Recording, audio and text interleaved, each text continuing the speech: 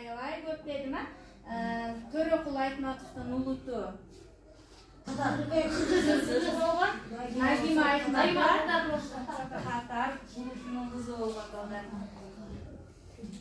Андан кийин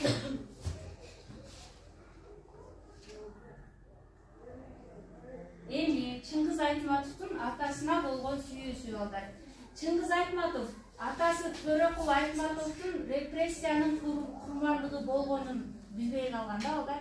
Балдарга айтышкан эмес. Репрессия деген бул 1937 жылы болгон Сталиндик режимдин тушунда балдар ким кыргыз деп, кыргыз улутумун деп, кыргыздын тегин, салт санаасын, баалуулуктарын айтып чыккан адам деле орус саясатында жактырышкан эмес.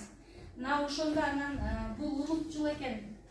Бул биздин саясатка каршы деп эле куугунтуктап анан репрессиялар көп адамдарды жок кылып